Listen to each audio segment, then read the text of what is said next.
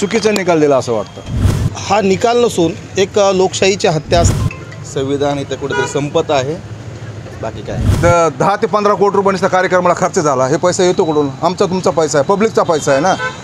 शिवसेना पक्षाचा काल निकाल लागला आणि राहुल नार्वेकर यांनी एकनाथ शिंदेंच्या बाजूने हा निकाल दिला। याबाबत बीडमधील जे टपरी चालक असतील, जे टी स्टॉल धारक आहेत आणि या टी स्टॉलवरती येणारे जे सर्वसामान्य नागरिक आहेत, त्यांना नेमकं काय वाटतं या निकालाविषयी आपण त्यांच्याकडनं जाणून घेणार आहोत। काय सांगाल? तुम्ही चहाचा व्यवसाय करताय, मात्र काल जो राहुल नार्वेकरांनी निकाल दिलेला आहे ती शिवसेना एकनाथ शिंदे यांना दिली, त्याबद्दल तुम्हाला काय वाटतं? चुकीचा निकाल दिला असं वाटतं, चुकीचा निकाल दिला असं वाटतं मला। तुम्ही आता ही शिवसेना एकनाथ शिंदेशी असं स्वीकारणार आहात का? तुमची यावर सविस्तर प्रतिक्रिया काय? नाही, एकनाथ शिंदेची शिवसेना आहे असं मी नाही स्वीकारू शकत ना, कारण ठाकरे साहेबांची शिवसेना मला कळतं असं मला माहिती आहे। मला कळतं असं शिवसेना ठाकरे साहेबांची आहे हे मला माहिती आहे। शिवसेनामध्ये काम करत होते एकनाथ शिंदे हे माहिती आहे, पण शिवसेना का एकनाथ शिंदेची नाही। एकनाथ शिंदे तिथं काम करत होते पक्षामध्ये, ते प्रमुख होते, त्या हिशोबाने ते एकनाथ शिंदेची शिवसेना नाही, ठाकरे साहेबांची शिवसेना आहे। मात्र आता हा तर निकाल लागला आहे, तुम्ही पाहिलेली शिवसेना कशी होती आणि आताच्या निकालाबाबत सविस्तर तुम्हाला काय सांगता येईल याविषयी? आता ह्या बाऱ्यामध्ये कसं माहिती आहे का, ती शिवसेना जी होती ते जास्त दिवस होते म्हणून चांगलं काम करत होती। आता हे थोडे दिवस असल्यामुळे आणखी काय अंदाज कळाला नाही कसं काम आहे कसं काय नाही, आणि थोडे दिवस राहिले तर माहिती पडेल आपल्याला काम कसं करतात। राजकारण कसं सुरू आहे काय वाटतं? राजकारण तर सगळं चबळडबळ चालू आहे। राजकारणामध्ये पब्लिकचा आणि सर्वसामान्य माणसाचा विचारच नाही आहे सध्या, फक्त त्यांचं काय आहे त्याच्यावर विचार चालू आहे की त्यांची खुर्ची कोणाला कोणची भेटते, कोणाला कुठं काय जायचं, कोणाला कोणचं पद पाहिजे, फक्त त्यांचं राजकारण चालू आहे, पब्लिकचं राजकारण नाही, जनतेचं राजकारण नाही। आपण पाहता ज्या भावना आहेत त्या टी स्टॉल जे चालक आहेत त्यांच्या आहेत, मात्र या टी स्टॉलवरती जे चहा घेण्यासाठी आलेले सर्वसामान्य नागरिक आहेत त्यांच्या काय भावना आहेत त्या पण आपण जाणून घेणार आहोत। काय सांगाल? काल निकाल लागलेला आहे, एक राहुल नार्वेकरांनी शिवसेना ही एकनाथ शिंदेंना दिली, तुम्हाला काय वाटतं, काय भावना आहेत?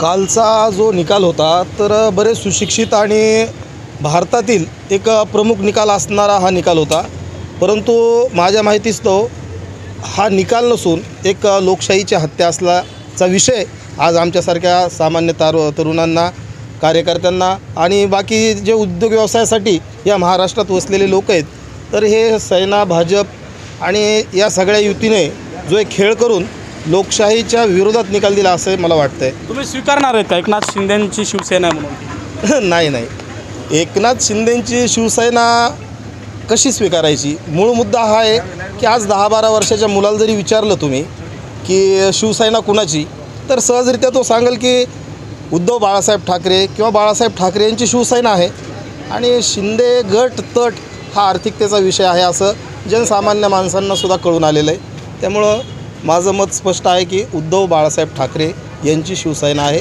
आणि महानगरपालिका मुंबई अशा परिस्थितीमध्ये लोकांना जे कवच कुंडल म्हणले जातं तर ते फक्त उद्धव बाळासाहेब ठाकरे देऊ शकतात। आपण पाहतात सर्वसामान्यांच्या प्रतिक्रिया आपण साम टी व्हीच्या माध्यमातून ऐकत आहोत। काय सांगाल? तुमची काय प्रतिक्रिया राहील? काल राहुल नार्वेकरांनी एकनाथ शिंदेंच्या बाजूने निकाल दिलेला आहे, काय वाटतं तुम्हाला? ही संविधानाची हत्या, संविधान इथं कुठेतरी संपत आहे, बाकी काय। एकनाथ शिंदेंची शिवसेना म्हणून तुम्ही यानंतर ही शिवसेना स्वीकारणार आहेत का? नाही, ही बाळासाहेबांची शिवसेना आहे, आणि बाळासाहेब हे शिवसेनेचे एक वृक्ष होते, आणि आताची ही शिवसेना ही फक्त फायद्यासाठी इकडं आपलं चालू आहे त्यांचं। तुम्हाला काय वाटतंय कालच्या निकालाबाबत? तुम्ही काय विचार करताय, काय भावना आहे? साफ चुकीचा निकाल आहे हा, आणि हे जे आहे BJP सरकार हळूहळू हुकुमशाही चालवायला लागलं आपला, प्रत्येक राज्यामध्ये त्यांचा बडगाव जास्त हे करायला लागले, कारण सामान्य जनतेला तर माहिती आहे शिवसेना बाळासाहेब ठाकरे यांचीच आहे व शिंदे गटाची शिवसेना नाही आहे। तुम्हाला काय वाटतंय, सत्तेचा दुरुपयोग कुठंतरी केला जातोय का एकनाथ शिंदेकडून, भाजपकडून, काय वाटतंय?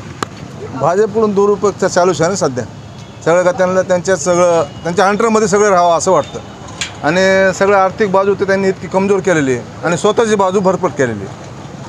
म्हणजे जेवढं काय करतात ते स्वतःसाठी सगळं चालू आहे। गोरचं गरिबांना सुद्धा, आता मी हॉटेल चालवतो, आज मी 1-1 रुपया 2-2 रुपये जमा करतो लोकांकडून, आज माझी इतकी परेशानी आहे हे सगळेमध्ये महागाई वाढलेली आहे. गॅसमध्ये महागाई, तेलामध्ये महागाई, साखरामध्ये महागाई, हर गोष्टीमध्ये महागाई झालेली आहे. तर सर्वसामान्य माणूस जगू शकत नाही.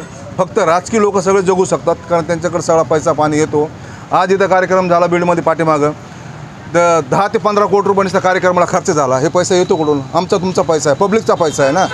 त्यांनी कार्यक्रम घेतला तर 10-20 कोटी रुपये ते खर्च करायला लागलेत. ते 10-20 कोटी रुपये कार्यक्रमात खर्च करतात. मग पब्लिकचं काय आहे त्याच्यामध्ये? तेवढे अगर पैसे पब्लिकला वाटले, गोरगरीबला वाटले, त्यांचं सगळं चांगलं होईल का नाही? खातेन पितेन सुखी राहते, त्यांना आशीर्वाद देते, मतदान देते.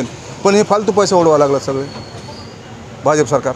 पक्ष बळकावण्याचं काम, चिन्ह बळकावण्याचं काम केलं गेलं का, काय वाटतं? चिन्ह बळकावण्याचं काम केलं भाजप सरकारने केलं. आपण पाहता ह्या बीडमधील जे टी स्टॉल धारक आहेत, जे सर्वसामान्य नागरिक आहेत, त्यांच्या ह्या भावना आहेत. जे एकनाथ शिंदेंनी केलं, जे भाजपने केलं, हे चुकीचं केलं. ही लोकशाहीची हत्या आहे. आणि जो शिवसेना पक्ष आहे तो उद्धव बाळासाहेब ठाकरे यांचाच आहे. बाळासाहेबांचा हा पक्ष म्हणून आम्ही पाहिलं गेलेलं आहे. गेल्या अनेक वर्षांपासून, आमच्या लहानपणांपासून या शिवसेना पक्षाकडे आम्ही बाळासाहेबांचा पक्ष म्हणून पाहतो आणि त्यानंतर उद्धव ठाकरे यांचा पक्ष म्हणून पाहतो.